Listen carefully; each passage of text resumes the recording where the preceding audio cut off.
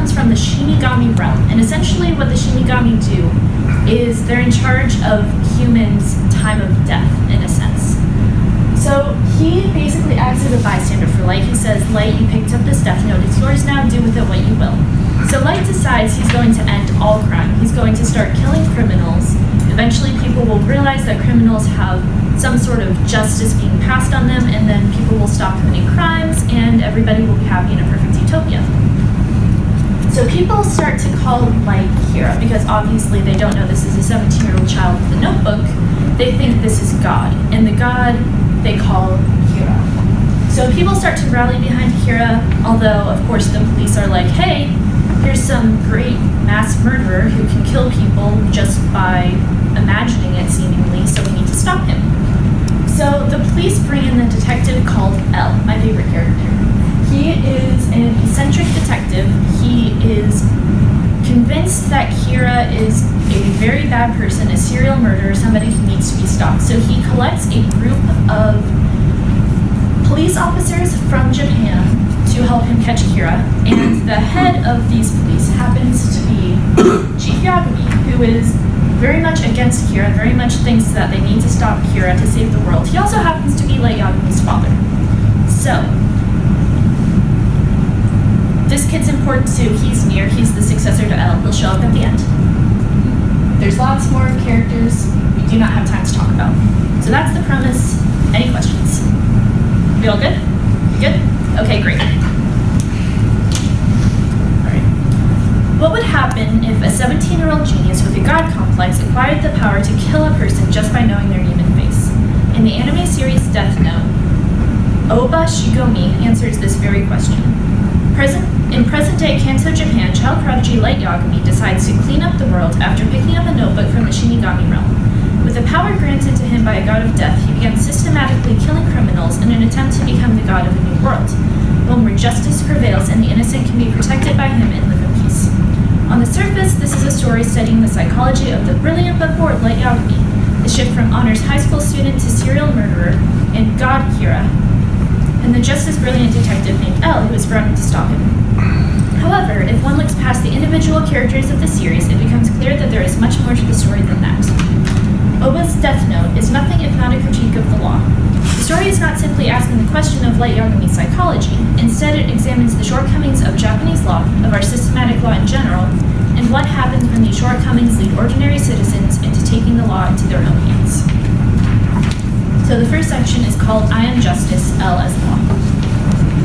Fink states that contemporary novels and movies display a fascination not simply with the topic of legitimacy or illegitimacy of a nation's laws, but with the ineffectiveness of the enforcement, justice, and correction system supposedly designed to implement the law.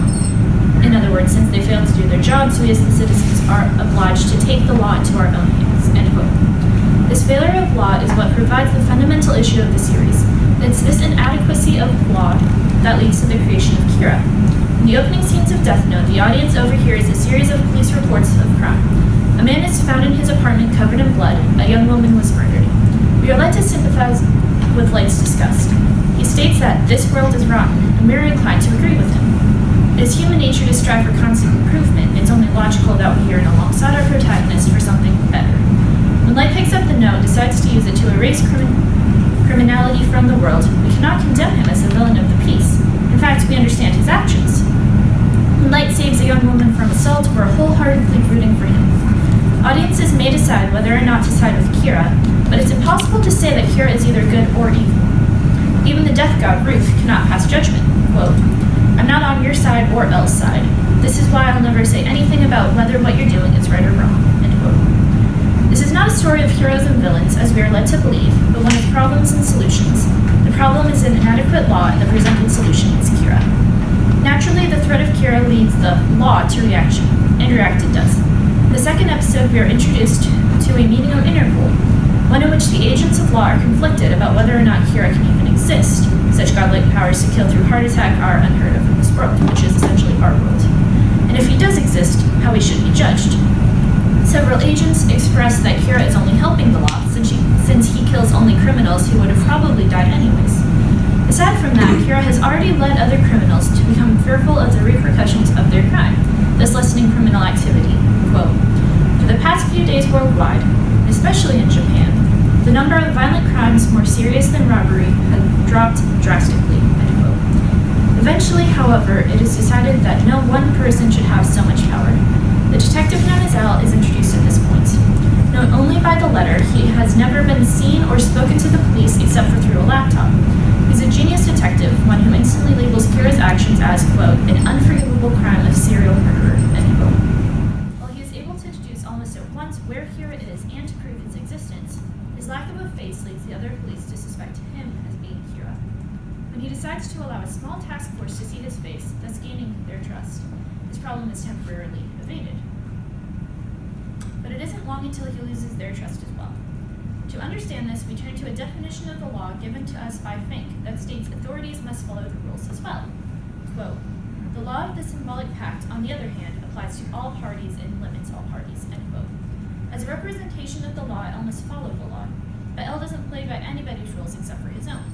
He doesn't care about the rules laid out by somebody else, he cares about beating Kira. To him, the ends justify the means.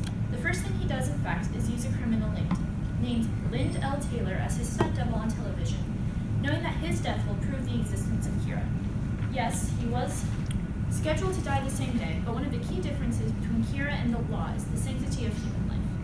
Next, L places illegal wiretaps in the houses of criminals.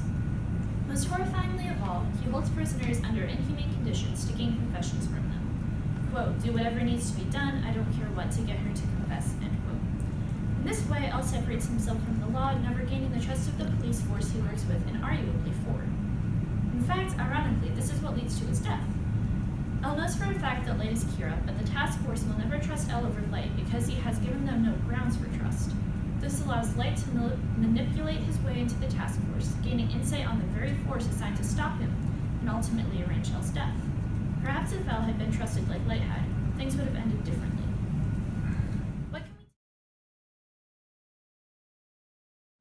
What other aspects of psychology does Freud compare law to? Religion and family. In all three instances, there is a similar father figure that is trusted not only to lay down the law, but to protect the children or the faithful or the citizens. Now let us return to the task force.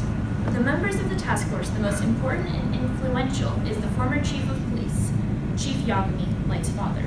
His existence in the task force and the plot in general hint towards an entirely new level of failure in terms of the law. The story is no longer simply about the failure of the governmental law, but a failure of familial law between the chief and his son. So this is a grand claim, so we must examine it thoroughly. Evidence that points towards a failure in familial law can be found in a thorough reading of Light's psychology. A surface reading of Light Yagami provides us with the following explanation. A brilliant but bored student decides to create a new world where good people can be safe. Light claims that, quote, I would create a new world of earnest, kind humans, end quote. This is the story as we know it, and it's the narrative that we have taken for granted as true. But what if this is incorrect? Consider Light's personality as is portrayed throughout the series. The one thing that the series makes clear to us over and over again is that Light doesn't much care about the people around him. He's distant towards his family, indifferent towards classmates, and perfectly fine with taking human life. In fact, he gets sadistic pleasure from outsmarting and killing others, even the so-called innocent. Before former FBI agent Naomi Missoura's death, for instance, Light openly gloats about being Kira and toys with her as she walks to her death. For all of his talk about protecting the innocent, he doesn't show any remorse in killing them. It's all clearly just a game to Light. So the most obvious question here, the main reason Death Note as the story of Light wanting to save the world does not work, has been hanging over our heads all along. Why would Light Yagami want to save the world if he doesn't care about anybody in it? The obvious guess is that Light has a god complex fed by his brilliance. This is a perfectly valid reason, but a simple one. If Light were fueled only by this god complex, why would he have a vision of a perfect world free of crime? Why not just a world where he's all-powerful? The sense of justice is what makes Kira what he is. If Light truly believes in the sense of justice, despite not truly caring about it on a personal level, it must come from somewhere else. In fact, it probably comes from his father, the chief of police. The two are shown to be remarkably similar in their sense of right or wrong, and it's indicated that Light only respects his father. There are several scenes where Light's father is shown to be as reckless and impulsive as Light is, including driving a band into a building to apprehend Kira and pretending he's going to kill Light in order to guarantee his freedom, in the name of his own sense of justice. Ironically, this is a mistaken justice, as it's based around proving his own son's innocence. Fink also states that, quote, the moral law as it plays a role in our physical lives is not an abstract proposition, principle, or statement with universal or quasi-universal application. It is an enunciation or announcement, proclamation, or kegma. The moral law originates in parental voices, most typically in the voice of the father, end quote. But if we accept that Light does not truly understand or connect with other humans as his father does, we cannot accept that he simply learned about justice from his father. Instead, we must consider that he's projecting it. In some levels of psychosis, Fink states the symbolic other, quote, is lacking, thus does not exist as such, end quote. He continues that, quote, the pervert and the psychotic engage in an attempt to supplement the parental function that brings the symbolic other into existence. The psychotic by forming a delusional metaphor, end quote. In short, if Light doesn't care about people, his need to save the world is not his own. If we accept the theory that Light is psychotic, we can read Kira himself not as a projection of Light, but as the manifestation of the symbolic other, created from his father's ideals, but perfected and propped up by Light to accommodate his father's weakness or absence. Okay. Last section is Kira's kingdom, Kira as civilization. If Light is a psychopath, it can be said that Kira's existence is born from a failure of the law on two planes. Kira exists in the government to replace a faulty law, and Kira exists in Light Yagami to replace a family father. But is it fair to read Light this way? What creates a psychopath? According to Fink, it's the absence of a strong father figure, of the father's no, that creates a psychopath. Without his ability to separate the mother from the child's individual personality can never be allowed to fully form. This lack of separation from his mother theoretically caused Light psychosis. While we know that the chief is an excellent policeman, we know almost nothing about him as a father. In fact, we barely even get to know Light before he picks up the death note. Light grew up out of audience's gaze, but we can safely make a few assumptions. Light's father is the chief of police, which is a busy job, implying that he might have been absent while Light was growing up. Saying that the chief was an absent father is a leap, but not an unreasonable or frankly an uninvited one. Kira is created to fill that void. Why else would Light constantly refer to Kira in the third person? Now let us return to the definition of a psychopath by Lacan. The first thing Fink talks about are hallucinations. These are not hallucinations in the widest known sense, but what Lacan calls bona fide hallucinations. He states that, quote, certainty is characteristic of psychosis, whereas doubt is not, end quote. The psychotic hallucinates, but he never doubts that what he sees or believes is true. The psychotic is driven by certainty, believing wholeheartedly that God wants me to be his wife, or possibly I will become the God of the new world. Failure is never an option, it's never even a possibility. And that fits in perfectly with Light. He's never anything but certain of his victory, and the certainty pushes him into several impulsive decisions that he's frankly too smart to make, such as killing people too soon like he attempted to do with Elle. So the second sign of psychosis is language disturbances, or the inability to make language one's own. From the beginning, Light comes off as perfect. He is the perfect son, big brother, and student. In fact, Elle's suspicion is piqued by the very nature of Light's perfection. He is simply too perfect to be real. At one point, Elle even asks, quote, have you ever told the truth at any point since you were born, end quote. What causes this? Fink discusses the mirror stage of an individual's development as the stage where a parent's projection of their child is understood by the child as their own identity. The psychotic never moves past this stage. His perfection comes from his parents just as his sense of justice does. There are other examples, but the last one we should examine is the invasion of jouissance, which leads to the inability to feel happiness. We never see Light truly happy or fulfilled during the series. He's an extremely intelligent individual with any future he wants, but he's not happy. He has a girlfriend willing to do anything, even die, to make him happy, and he doesn't care. And the girlfriend's one of the characters that we talk about. The closest Light comes to laughter is either a cruel mockery of it after Kira kills somebody, or a perfect impersonation of it whenever he's in public. With all this said, we recognize that Kira is simply a result of the failure of the law. The only question left is why Kira got so far. The public loves and supports Kira as a whole throughout the series. Why did the public embrace Kira the way that they do? This leads us to Freud's theory of group psychosis. Kira's perfect world is an illusion that at first existed in Light psychosis alone, but once he becomes a figure to the public, the so-called innocent take him on as an illusion of their own. Freud defines illusions as, quote, fulfillments of the oldest, strongest, and most urgent wishes of mankind, end quote. And the strongest, most urgent wish of mankind is safety. According to Freud, this is why we personify natural disasters to make them seem like tangible threats. It's why we personified God as a masculine father figure. The first time we felt safety is with our father protecting us, and it's that safety that we want back. In short, quote, this longing for a father is a motive identical with his need for protection against the consequences of his human weakness, end quote. Everybody unites behind the father figure of Kira because they believe in his protection. And it's not surprising that the people are willing to kill for Kira. Quote, insecurity of life, which is an equal danger for everyone, now unites men in a society which prohibits the individual man from killing and reserves himself to the right to the communal killing of anyone who violates this prohibition, end quote. The prohibition becomes Kira himself, which leads to riots and murders on his behalf. In one scene, a man involved in the kidnapping of Kira's spokesperson is violently gunned down without a trial.